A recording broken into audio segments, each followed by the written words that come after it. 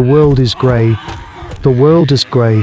For 3 turnings of the pale, sick moon, the great mountain has bled smoke and ruin, choking a sun that is now only a memory, a story the elders tell the young. Ash falls not like rain, but like a constant, silent judgment, burying the familiar green world under a shroud of death. It coats the tongue, grinds in the teeth, and stings the eyes. The air itself is a thick, choking dust that muffles sound, creating a profound and terrifying silence. For the clan of the Red Ochre Hand, a tribe of Homo erectus who knew the vibrant pulse of prehistoric life, this new existence is a descent into a colorless hell. They move through the skeletal remains of a burnt forest, their dark, toughened skin now ghostly white with a film of perpetual dust. The hunt is over. The herds are gone, fled or buried. The streams are sluggish veins of grey sludge. Survival is now measured in sips from muddy puddles and the gnawing of root stems they dig from the suffocating earth with fire-hardened stick, a grim testament to their desperate survival skills.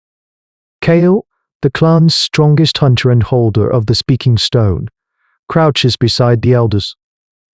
His face, a mask of ash and concern, is etched with lines that the last 80 suns have carved deeper than the previous 1,000. The old woman, Mara, whose eyes have seen more seasons than anyone, runs a cracked finger through the powder on the ground.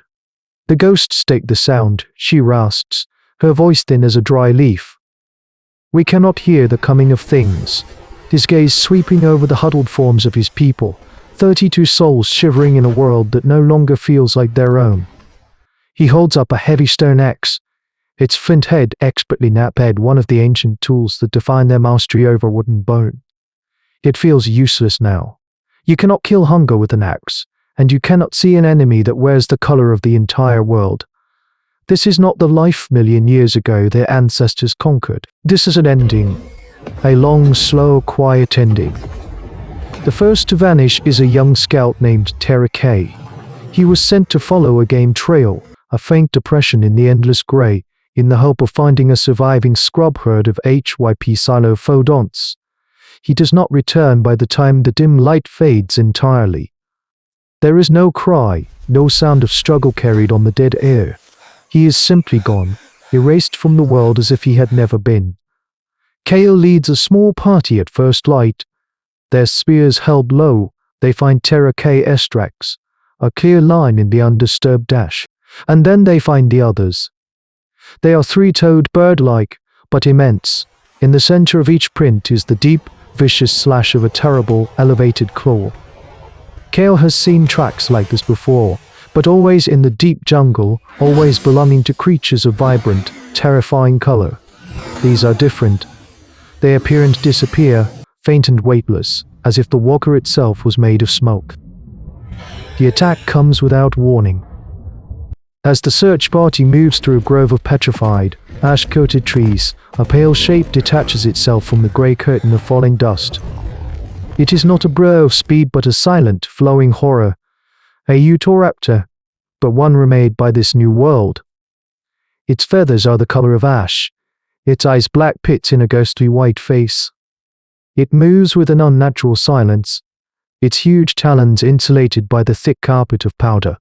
Before a warning can be shouted, it is upon Onan, the enormous man.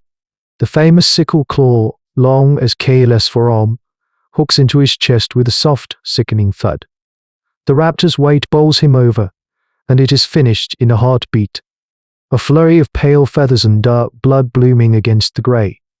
Then, as silently as it appeared, it melts back into the ashfall, leaving behind only a corpse and the dawning, soul-crushing realization that they are no longer just starving. They carry Olen's remains back to the cave. There is no ritual mourning, the choking air permits no wailing, and fear is a thief of grief. The sight of the body, rent by the raptor's terrible claw, sends a tremor of panic through the clan. Mothers clutch their young, and the other hunters' knuckles are white on their spear shafts. They are trapped between a slow death by starvation and a swift one by phantoms. It is Mara, the old woman who stills the rising terror, her face a web of wrinkles and ash, and places a hand on Kale's arm. The ghosts have stolen our ears, she rasps, her voice carrying in the deadened air. The grey has stolen our eyes. We are blind and deaf children now.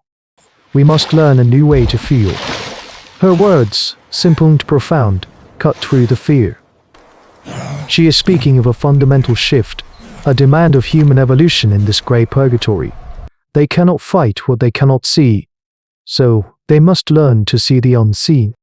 The clan's new life begins. They move not as individuals but as a single, slow-moving organism. Every step is deliberate, every glance a search. They are no longer looking for predators. They are looking for the world's reaction to them. They learn the language of the ash. A soft puff from a high ledge means a weight has shifted. A trickle of grey dust from a petrified branch means something has passed. A disturbance in the uniform blanket on the ground, too subtle for an untrained eye, becomes a shout of warning. This is the birth of a new kind of hunt, a new form of primitive technology where the mind, not the spear, is the primary weapon. The children with their sharp, attentive eyes prove to be the best sentinels. A young girl named Nia is the first to save them. Huddled near the cave mouth, she points a small, trembling finger not at a monster, but at a silent, impossible cascade of ash falling from a dead tree 50 paces away. A collective statue of terror and focus. They see nothing, hear nothing, but they trust the ash. A long minute passes, and then farther down the path, another silent disturbance. The ghost has passed. Days turn into a grey, timeless cycle of observation and hunger. Kay leads a scout party, not to hunt for knowledge, charting the phantom's movements. They discover the raptors' killing ground, a deep ravine filled with the colossal bones of sauropods, casualties of the first days of the eruption. It is an elephant graveyard from a lost epoch, a monument to the scale of life in the prehistoric world. Here, the raptors feel secure. Amidst the carnage of a fresh kill, a small ornithopod. Its bones scoured clean, Kale makes a discovery. He picks up a rib bone, studying the deep, parallel grooves carved into it. This is not the messy work of a scavenger. It is the precise, efficient work of a master butcher's tools. He runs his thumb over the score marks, feeling the ghost of the sickle claw. He understands the terrifying perfection of the predator's natural osteodontocratic technology. But in this boneyard he also sees an opportunity. The ravine is a natural funnel. The massive, half-buried skeleton of a colossal sauropod looms over one side of the passage, its rib cage the size of a hut. The bones are ancient and brittle, held in place only by packed ash and luck. A seed of a desperate, terrible idea begins to grow in his mind. The raptors have their boneyard. Kale will make it their tomb. The clan is madness, born of an empty belly and the cold certainty of extinction. But it is a plan. And in a world where hope has been ground to dust, a plan is a form of fire. For 2 days, the clan works in a silent, feverish unison that defines their very essence as ancient humans. They use their heavy stone axes and sharpened digging sticks not as weapons, but as tools of deconstruction. They chip and pry at the packed ash and stone supporting the colossal rib cage of the dead sauropod. It is a task of immense scale, like ants attempting to move a mountain. The children, their small hands perfect for the task, clear away the loosened debris. The women lever out smaller rocks. The men, their muscles straining, focus on the key support stones.